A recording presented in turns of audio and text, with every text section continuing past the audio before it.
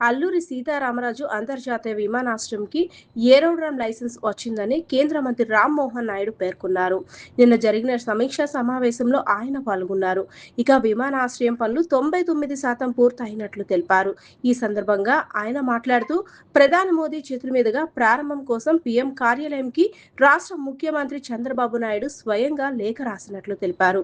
ప్రారంభం కోసం మోడీ డేట్ ఖరారు చేస్తే ప్రారంభం తేదీని ప్రకటించే అవకాశం ఉన్నట్లు తెలిపారు.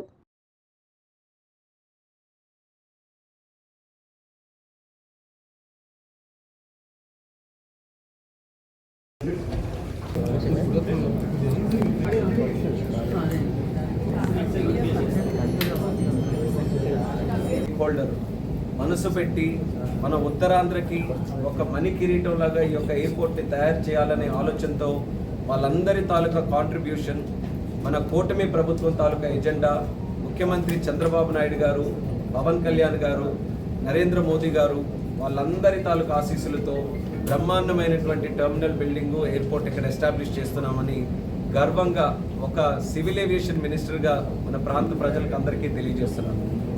ఈ కూటమి ప్రభుత్వం ఏర్పడిన తర్వాత మొట్టమొదటిసారి జూలై 10, 2024 నాడు ఇక్కడికి వచ్చేసాం.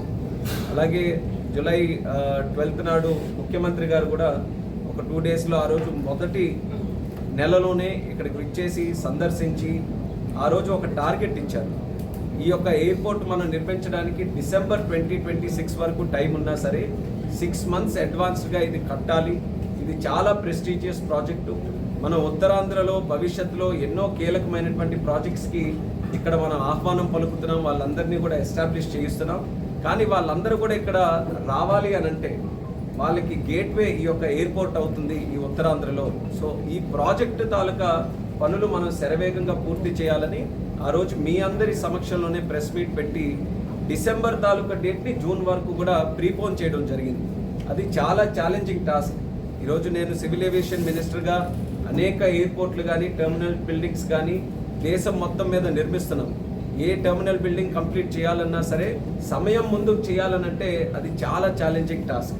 కానీ చంద్రబాబు నాయుడు గారి తాలూకా ఆదేశాల మేరకు మళ్ళీ రీస్ట్రాటజైజ్ చేసుకొని ఇది ఎట్టి పరిస్థితుల్లో 2 ఇయర్స్లోనే దీన్ని కంప్లీట్ చేయాలని జిఎంఆర్ని అలాగే మా డిపార్ట్మెంట్ వాళ్ళని అందరినీ కూడా కాన్ఫిడెన్స్లోకి తీసుకొని టైం లైన్స్ అన్నీ కూడా రీఅసెస్ చేసుకున్నాం. ఆ రోజు ఇచ్చినటువంటి మాట ప్రకారం 2 ఇయర్స్లో ఈ యొక్క ప్రాజెక్ట్ అంతటిని కూడా పూర్తి చేశామన్నది కూడా తెలియజేస్తున్నాం. అంటే ఒక ఎయిర్పోర్ట్ పూర్తయింది అని అంటే దానికి కారణం ఏంటని మీరు అందరూ అడగొచ్చు. ఎయిర్పోర్ట్ ఆపరేషనల్ లైసెన్స్ ఇవ్వాలి, ఏరోడ్రోమ్ లైసెన్స్. అది మినిస్ట్రీ ఆఫ్ సివిల్ ఏవియేషన్ నుంచి డీజీసీఏ నుంచి ఇస్తాం. ఏ ఎయిర్పోర్ట్ అయినా కంప్లీట్ అయిన తర్వాత ఇక్కడ నుంచి ఆపరేషన్స్ చేసుకోవచ్చు అని చెప్పడానికి ఏరోడ్రోమ్ లైసెన్స్ ఇవ్వాలి.